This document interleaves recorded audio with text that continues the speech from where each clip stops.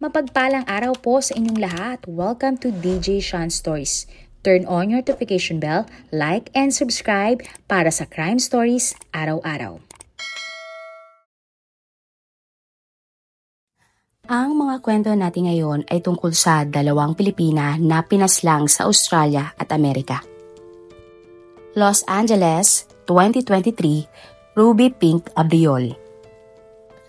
Ang kwentong ito ay nangyari sa Los Angeles. Ang Los Angeles ay isang city nga sa California na kilala dahil ito ay ang sentro ng industriya ng pelikula at telebisyon sa Amerika. Sikat nga na atraksyon sa Los Angeles ay ang Universal Studios Hollywood, the Getty Center, Venice Beach at marami pang iba. Sa Los Angeles, isang Pinay nurse ang nawala at matapos nga ang 11 days ay natagpuan siyang patay. Paalala lang po, ang kwentong ito ay wala pang final na hatol. Ang babaeng biktima ay kinilalang si Ruby Pink Abriol, 38 years old. Ipinanganak si Ruby noong September 8, 1984 at may mga dalawang kapatid na lalaki. Isang registered nurse si Ruby at halos 16 years na siyang nagtatrabaho sa Mary Medical Center. Ang asawa ni Ruby ay si Ryan Sepat na isang Pilipino din. Ikinasal nga sina Ruby at Ryan noong May 18, 2019. At nagkaroon nga sila ng isang anak na babae. Makikita nga sa mga TikTok account ni Ruby na masaya ang kanilang pamilya. Sinishare ni Ruby ang araw-araw niyang buhay kasama ang asawang si Ryan at ang kanilang anak. Si Ruby ay mahilig mag-travel, mag-hiking at madalas na kasama ang pinakamamahal niyang pamilya. Pero nagbago ang lahat nang magsimulang nawala si Ruby. Ayon nga sa mga balita, huling nakita si Ruby noong July 31, 2023. May nakakita pa nga daw na paalis si Ruby mula sa kanyang bahay at posible ngang papasok noon sa kanyang trabaho. Pero hindi na nakarating si Ruby sa ospital kung saan siya nagtatrabaho. Ilang oras pa nga ang lumipas, walang na-receive na text o tawag ang mga kamag-anak at kaibigan ni Ruby. Dahil dito, nagsimulang mag-alala ang mga kamag-anak at kanyang kaibigan. Kaya naman, nagsumbong na sila sa mga pulis tungkol nga sa kanyang pagkawala. At agad namang nagsimula ang investigasyon. Makalipas nga ang ilang oras, natagpuan ang kotse ni Ruby sa isang kalye. Abandonado ito at wala doon si Ruby. Kaya nga, nagpatuloy sa paghahanap ang mga pulis. Nagpunta na din sila sa mga lugar na pwedeng puntahan ni Ruby pero wala siya doon. Nagtanong-tanong na din ang mga pulis sa mga kapitbahay ni Ruby pero wala naman daw silang kakaibang napansin bago nga ito mawala. May nakuha namang impormasyon ang mga pulis na si Ruby nga ay huling nakita sa East 24th Street sa Carson City. Lumipas ang mga araw ay hindi pa nga din nakikita si Ruby. Mas lalong nag-alala ang kanyang mga kamag-anak at kaibigan dahil wala silang nakukuhang update mula sa mga pulis. Nang mga panahon na iyon, naglabas na nga ang mga pulis ng isang missing report poster para kay Ruby. May lumabas pang balita na bibigyan nga ng $10,000 o 500,000 pesos na pabuya sa taong makapagtuturo kung nasaan si Ruby. Pero wala pa ding nakuhang impormasyon ang mga pulis kahit na nga may pabuya. Matapos nga ang 11 araw, August 11, 2023, nagkaroon ng development ang mga pulis sa kaso ng pagkawala ni Ruby.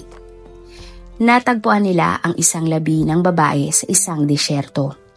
At sa kumpirmasyon nga ng mga pulis, ang babae ay ang nawawalang si Ruby. Ang detalye sa sanhi ng pagkamatay ni Ruby ay hindi na inilabas pa sa media. Pero sinabi ng mga pulis na hindi natural ang pagkamatay ni Ruby. May pumatay umano dito at patuloy nga ang kanilang investigasyon para mahanap ang sospek sa krimen. Gulat na gulat naman ang pamilya at mga kaibigan ni Ruby sa nangyari sa kanya.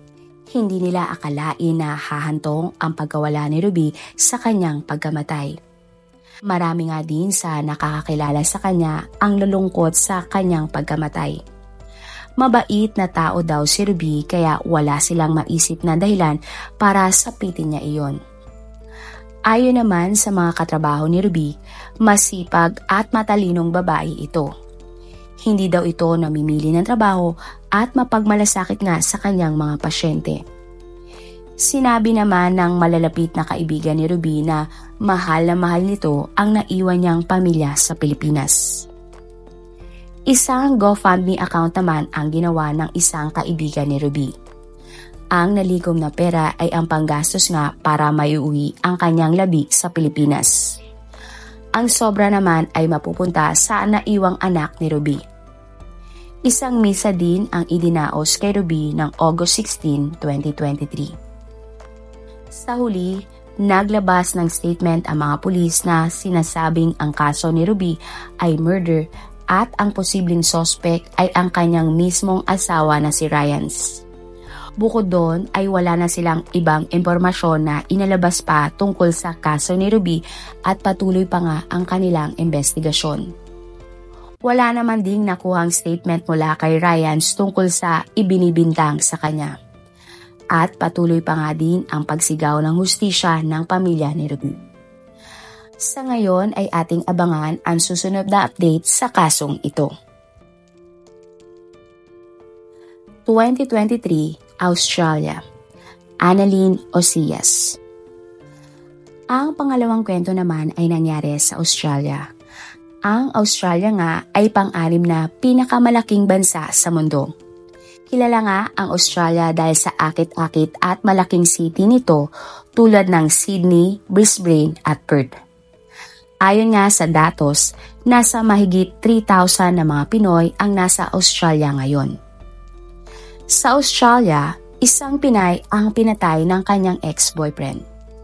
Ang babaeng biktima ay kinilalang si Annalyn Osias, 46 years old.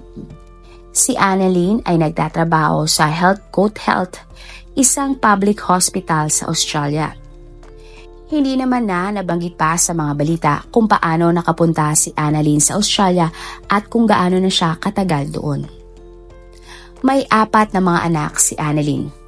Ang 2 ay anak niya sa una niyang asawa at ang 2 naman ay anak niya sa huling partner niyang si Tim Doro, 40 years old.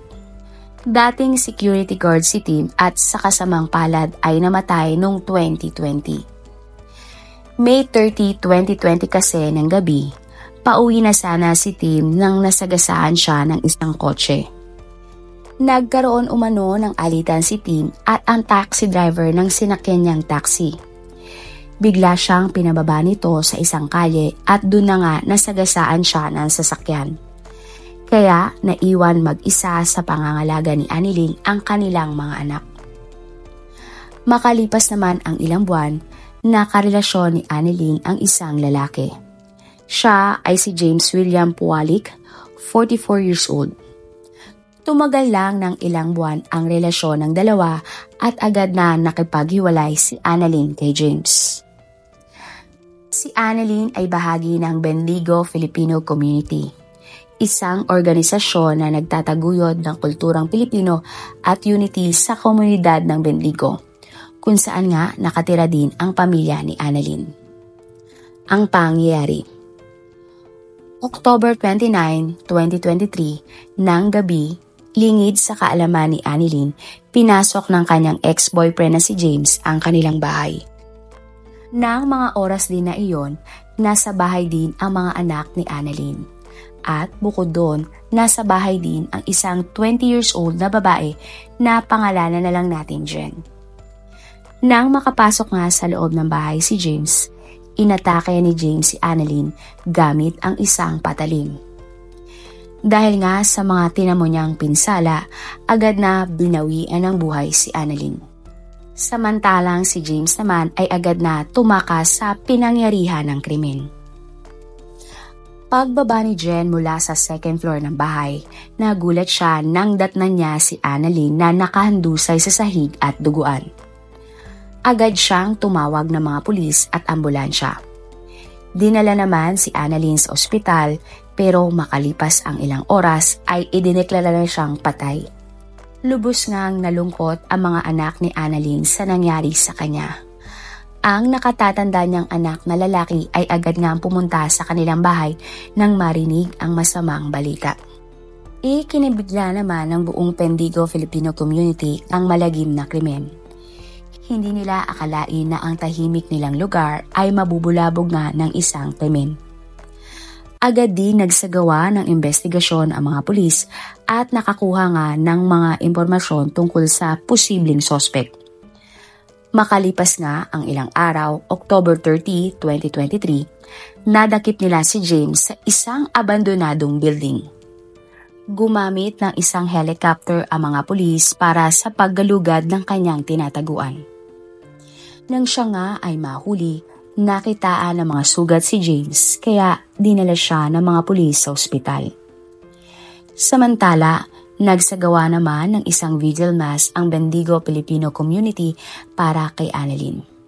Sila ay sumisigaw ng hustisya para sa kanya. Mas lalo pa silang nalungkot dahil ngayon nga ay ulila na ang mga anak ni Annalyn. Isang GoFundMe account naman ang ginawa para nga manghingi ng donasyon na mapupunta sa mga naiwang anak ni Annalyn. Ayon sa mga nakakilala kay Annalyn, isa siyang mapagmahal at masipag na ina. Lahat daw ay gagawin at ibibigay nga ni Annalyn para sa kanyang mga anak. May ilan ding nagsabi na masayahing tao si Annalyn at maaasahan nila sa tuwing kailangan nila ng tulong. Lagi daw nakangiti si Annalyn at may positibong pananaw sa buhay. Marami sa Filipino community ang nagsabi na handa nga silang umalalay sa mga naiwang anak ni Annalyn.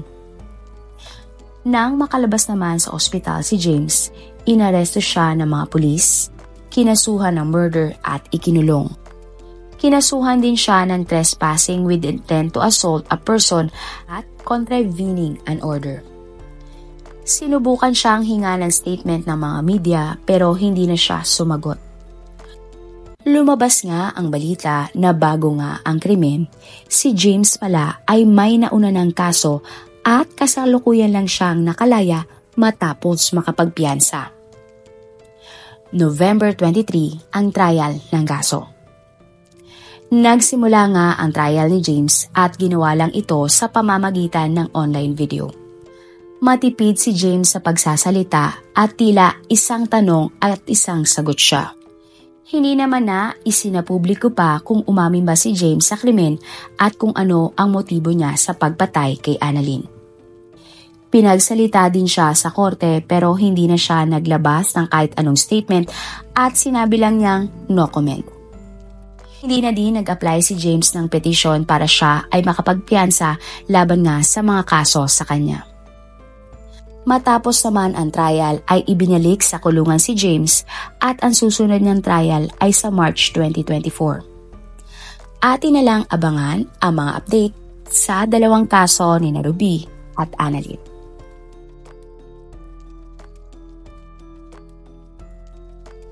Marami pong salamat sa inyong panonood.